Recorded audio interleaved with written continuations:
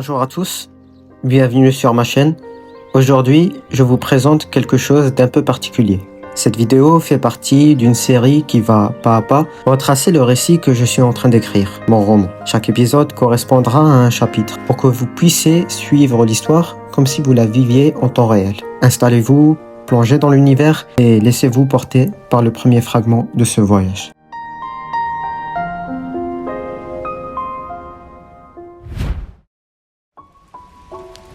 La pluie tombait sur les rues de Séoul, le ciel semblait verser des larmes de purification, le klaxon assourdissant des voitures se mêlait au bruit des pas pressés des employés, tous noyés dans la spirale du quotidien. Je marchais lentement, observant les bureaucrates d'un regard dédaigneux. Je ne comprenais pas l'absurdité de leurs conditions. Vivre chaque jour la même routine, exécuter les mêmes tâches de manière machinale, tout cela dans le but premier d'enrichir des patrons sans scrupules. Je dois avouer que cela m'échappait. Souvent, tard le soir, avant de m'endormir, cette question m'obsédait. Pourquoi les êtres humains s'obstinent-ils à mener une vie morose?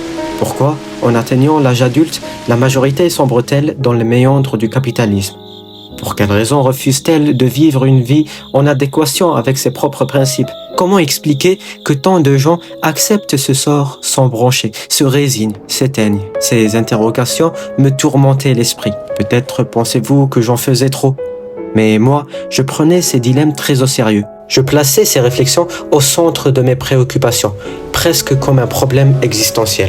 J'étais convaincu que celui qui se perdait dans sa passion avait moins perdu que celui qui avait perdu sa passion. J'exhortais mon entourage à ne jamais sacrifier leur part de rêve et de fantaisie pour des obligations financières imposées au détriment de leur propre bonheur. Et dans un coin de ma tête, je méprisais les travailleurs. Sans doute parce que j'étais encore sans emploi à l'époque, que je me perdais dans les discussions philosophiques, que je faisais preuve d'une forme d'immaturité et de refus du réel, que je refusais de m'engager dans une voie autre que celle qui me passionnait. Peut-être était-ce pour toutes ces raisons que je passais mon temps à me remettre en question, à me lamenter sur mon sort, à ruminer sans cesse. Je ne voulais pas décevoir ma famille, mais je ne voulais pas non plus me décevoir moi-même. Je savais que je devais trouver un emploi, subvenir aux besoins de la maison, cesser de vivre au crochet de mon père, mais j'avais peur de m'engager dans une voie sans retour.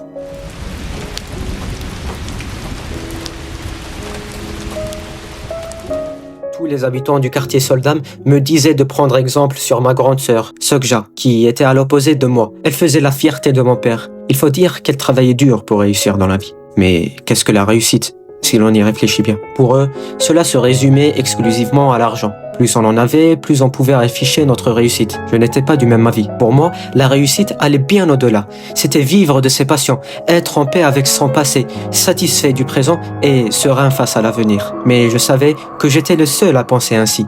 Ce n'était sans doute que de belles paroles. Je savais pertinemment que l'argent dominait tout ici-bas. Cette idée m'insupportait, mais je devais me rendre à l'évidence. Notre monde imparfait est régi par l'argent. Un argent qui, tout en donnant l'illusion de pouvoir, rend le monde chaque jour plus invivable, plus corrompu. Mais que voulez-vous? C'est notre triste sort et nous devons nous y faire. Je dois avouer que l'acceptation de cette réalité a mis du temps à s'imposer dans mon esprit. Et la vie a décidé de me le faire comprendre de la seule façon qu'elle connaissait, par la souffrance.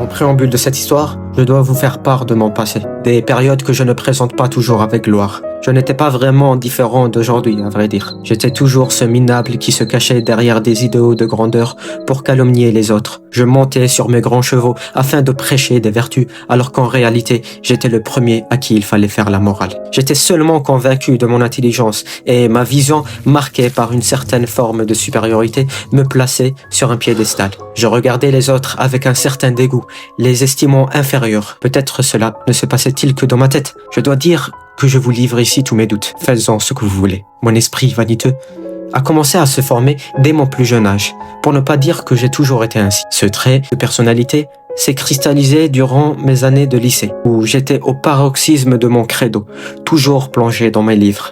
J'étudiais dans un prestigieux lycée à Séoul. Toutes les économies de mon père allaient dans mon éducation. Il croyait fermement que l'argent méritait d'être dépensé pour l'instruction, même à des tarifs exorbitants. J'étais l'espoir de ma famille, surtout parce que mon père n'avait plus que moi et ma sœur dans ce monde. Il était donc déterminé à faire de moi un grand homme. Je me devais de réussir. Je n'avais pas le droit à l'erreur. Le chemin qui m'était tracé m'obligeait à évoluer dans un environnement qui n'était pas le mien. Je n'étais pas heureux, mais je devais faire avec. Ce qui m'a soutenu tout au long de ma vie, même dans les circonstances les plus contraires, c'était, entre autres, la philosophie. En particulier, le pessimisme de Schopenhauer, que je crois mal compris dans son ensemble. Ce n'était pas une négativité sans espoir, mais une rationalité lucide. Il disait que la plus grande erreur que nous faisons est de croire que nous naissons dans ce monde pour être heureux.